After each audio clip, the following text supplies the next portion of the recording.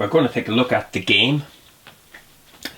This is an album by Queen that was released in 1980. It's a pretty stripped back affair. A lot of the pomp and grandiose kitchen sink orchestrations were abandoned. So what we have here is Queen in a stripped back pop style, ready to eat into the 80s. This is the 2015 180 gram half speed master. This one has the mirrored finished sleeve. It's very, very nice. You can see I've left the original shrink on it to protect it.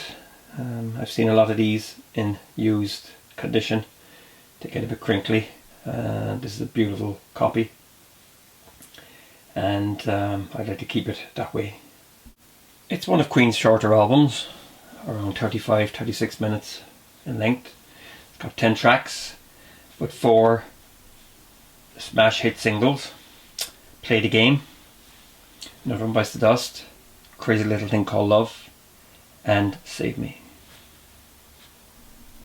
This is the inner sleeve, very similar to what it was like in 1980 with the lyrics, and a picture of the band on the other side. As you can see here, Mercury is sporting a mustache.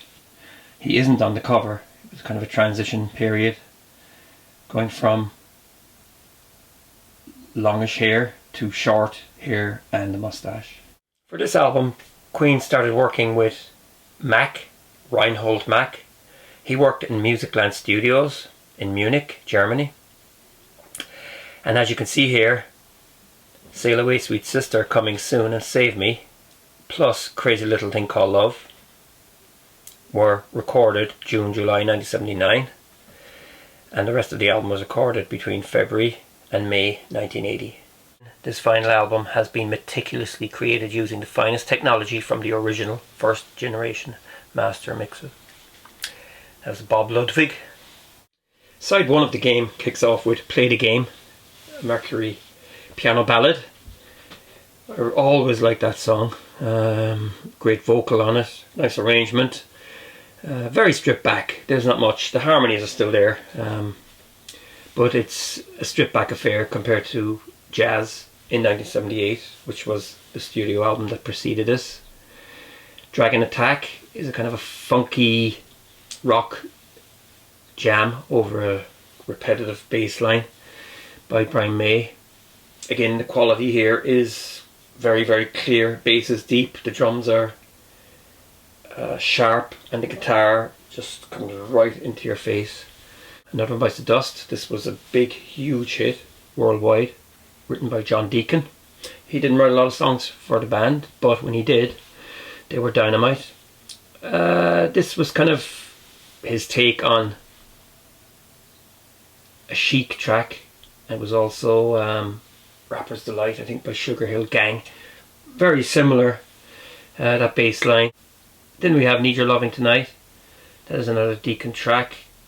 It's okay, it's kind of pretty, kind of pop rock.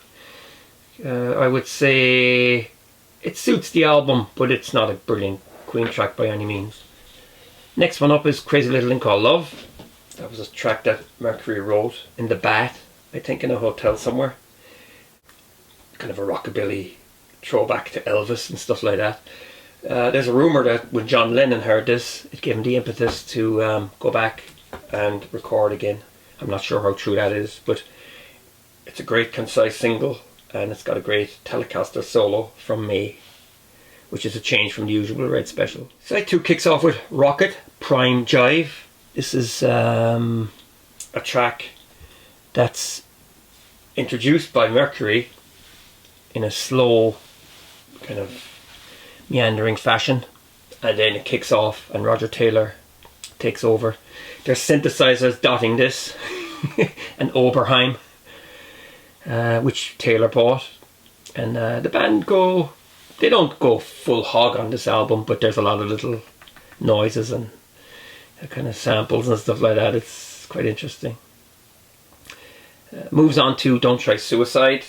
This is like, could almost be something of a musical, like Grease or West Side Story. Very sparse again, and if you notice, after the bass line and the clapping, there's a kind of a guitar chord that sustains, and it's kind of echo flanged, and it reminds me of the Police.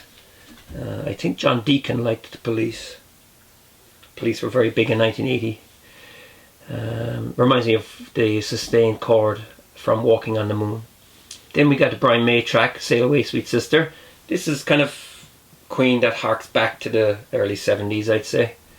Yeah, it's got the classic Queen ingredients here. And then we got another track from Taylor, Coming Soon. Again, I would say this is kind of a weak track. I think from mid 70s on, Taylor was writing weaker tracks, but in the 80s he excelled again. So finally we have a Brian May track called Save Me. This is a great ballad. Didn't chart as well as it should have. It's a very, very nice Queen track. Again, it harks back, I'd say, to the early to mid 70s, and today it sounds better than it ever did. I like the sound of this album. The production is quite tight. The remaster has got lots of bass. I found myself turning the bass off on the amplifier, so there's plenty bass there if you like bass. Dragon Attack sounds fantastic. It's really tight. Bass is massive. The hi-hats are flary, and the drums are flat and big. Yeah, I really like it. Yeah, it sounds great. So that's the game. It's much more light-hearted than some of the 70s productions. Some people like that, some people don't. But Mercury's vocal is always A1 and a pleasure to listen to. You know, so if you just like to listen to Queen, maybe you should play the game. Thanks for watching. Feel free to subscribe and take care.